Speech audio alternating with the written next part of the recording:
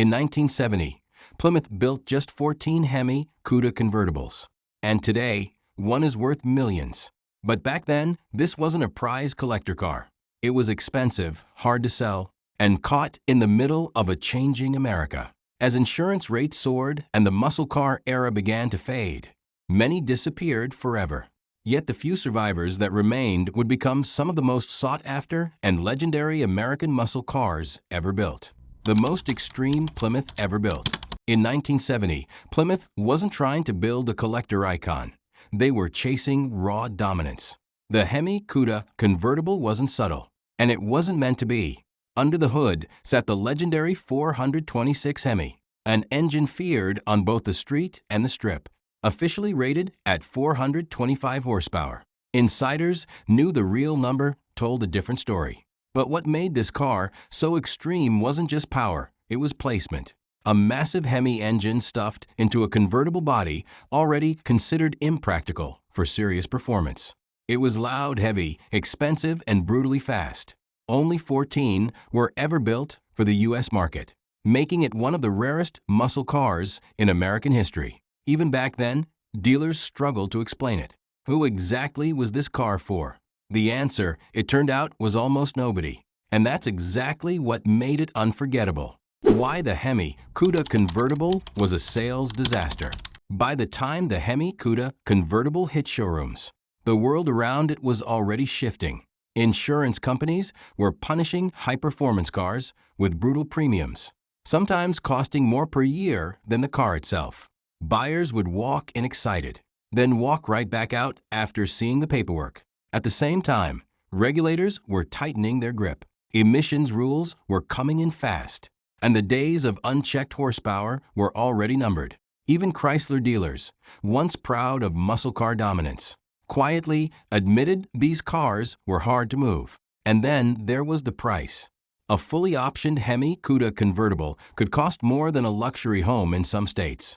That combination, too expensive, too powerful, and arriving at the worst possible moment, turned a dream machine into a showroom problem. But the biggest shock wasn't that it didn't sell well. It was what Chrysler decided to do next. The industry turned against muscle cars. The early 1970s didn't just slow the muscle car era, it cornered it. What once defined American performance suddenly became a liability. Government regulations tightened. Fuel concerns started creeping into everyday conversations. And insurance companies began treating high-horsepower cars like financial risks on wheels. Manufacturers that once competed for the most aggressive engines started backing away almost overnight. Compression ratios dropped, horsepower ratings were revised, and the raw attitude that defined the 1960s began fading into paperwork and compliance sheets. For Plymouth, the Hemi Cuda Convertible became a symbol of that shift. It wasn't just hard to sell, it represented a future the industry no longer wanted. Dealers stopped ordering them. Sales teams avoided pushing them. And slowly, these rare machines began slipping through the cracks of history. But what nobody realized at the time was simple. When an era ends this fast, the rarest pieces don't just become old. They become impossible to replace. And if you're enjoying this story so far, take a second to subscribe. Because the next part is where things get even crazier. And most people never see it coming. The cars that vanished. Once the spotlight faded, the Hemi Cuda Convertible didn't just become rare, it started disappearing. Some were sold off quietly when dealerships couldn't move them. Others ended up in private hands where they were driven hard, modified, or simply forgotten in storage. A few were destroyed in crashes that no one bothered to document properly. Others were stripped for parts. Their legendary 426 Hemi engines swapped into different builds, leaving the original cars incomplete and untraceable. In an era before digital records and enthusiast databases, it was shockingly easy for history to slip away. Even Chrysler itself wasn't tracking them in a way that preserved their legacy. What should have been a carefully documented limited production run instead became scattered pieces of metal, spread across states and decades. And as years passed, something strange happened. People began to wonder if all 14 cars even survived at all. the survivors nobody expected to find. For years, the Hemi Cuda Convertible was spoken about more like a myth than a machine. Then slowly, through dusty garages, old registration records, and obsessive collector research, a few vints began to reappear. One car would surface in remarkably original condition, untouched for decades, hidden away by an owner who never realized what they had. Another was traced through auction paperwork, its history stitched together like a puzzle no one thought could be completed. Each discovery sent shockwaves through the muscle car community. What made it even more intense was how fragile the truth felt. Every confirmed survivor made people question what else was still out there, unaccounted for.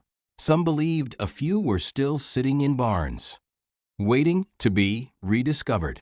Others feared most were already gone forever. But the real turning point came when collectors realized something unexpected. Finding the cars was one thing. Proving what they were worth would change everything. The vints worth hunting for. As interest exploded, collectors stopped looking at these cars as old muscle and started treating them like forensic cases. Every surviving Hemi Cuda convertible had to be proven, not just claimed. That's where the vints became everything. Registry experts began cross-checking factory records, broadcast sheets, and surviving documentation to confirm authenticity. One mismatched number could drop a car's value by hundreds of thousands. Matching numbers, engines became the holy grail, especially when paired with original body panels and factory options. Auction houses started demanding deeper verification than ever before. Suddenly, a string of digits stamped on a chassis wasn't just identification. It was proof of survival in a disappearing world of American performance. And as more research surfaced, a new reality hit the collector community. These weren't just rare cars. They were a closed set of 14, and every confirmed VIN made the remaining unknowns even more valuable and more mysterious. When collectors realized what they had lost, it didn't happen all at once. It crept in slowly. As auction catalogs started listing higher numbers and experts compared notes across private sales. At first, it was disbelief. No one expected a forgotten Plymouth to sit in the same conversation as exotic supercars. But then the pattern became impossible to ignore. Every confirmed survivor, every restored example, every matching numbers build was driving the value higher than anyone predicted. Cars that once struggled to find buyers were now being fought over in sealed bids and private negotiations. Collectors began to realize the uncomfortable truth. Most of these cars were already gone, lost before anyone understood what they would become. That realization turned regret into urgency. And as demand grew, so did the stakes. Because once the world catches up to a secret like this, the price isn't just money. It's time that can never be recovered. The auction that shocked the muscle car world. Everything changed when a fully documented Hemi Cuda convertible rolled onto the auction block, and the room went quiet. This wasn't just another classic. It was a verified survivor with matching numbers, rare factory options, and a history that could be traced back to 1970. As bidding opened, numbers climbed faster than expected. Dealers, private collectors, and serious investors all stayed in the fight longer than usual. What started as a strong sale quickly turned into a battle for ownership. When the final hammer dropped at over $3 million, even seasoned auction staff admitted they were stunned. It wasn't just the price, it was the message behind it. A car once considered a sales problem had officially become one of the most valuable pieces of American muscle ever sold, rewriting what rare truly meant in the collector world. How a forgotten Plymouth became worth millions. The transformation didn't happen because the car changed. It happened because the world did. What was once seen as impractical, expensive, and risky slowly turned into the ultimate collector formula. Extreme power, microscopic production numbers, and verified survival. As restoration technology improved and documentation became more precise, collectors started chasing originality more than perfection. A surviving Hemi Cuda convertible wasn't just metal and paint. It was proof of a lost era of American performance. Auction results kept climbing. And each record sale reinforced the same idea.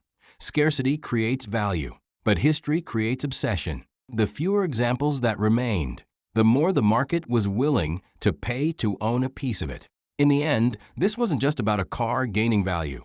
It was about an entire generation of muscle cars being redefined as irreplaceable artifacts of American automotive history. The legacy Chrysler never saw coming. When the Hemi Cuda Convertible was first built, Chrysler wasn't thinking about future legends. They were thinking about moving metal in a collapsing performance market. No one inside the company imagined that a handful of cars would outlive the entire muscle car era in value, attention, and cultural weight. Decades later, the same machine that once struggled for buyers became a centerpiece in auctions, museums, and private collections. Enthusiasts and historians now study it like a turning point in American automotive history, when horsepower, design, and timing collided perfectly one last time. What makes it even more striking is the irony. The very conditions that made it a sales challenge are what made it immortal. Limited production, high displacement, and a disappearing market didn't kill its legacy. They preserve it. And today, it stands as a reminder that the cars once considered too much are often the ones the world remembers most. In the end, the Hemi Cuda Convertible wasn't buried. It was underestimated. Only a handful survived the chaos of a changing era, becoming priceless icons of American muscle history. Every auction proves legends aren't planned. They're built, forgotten, and rediscovered. If you want more stories like this, make sure you subscribe.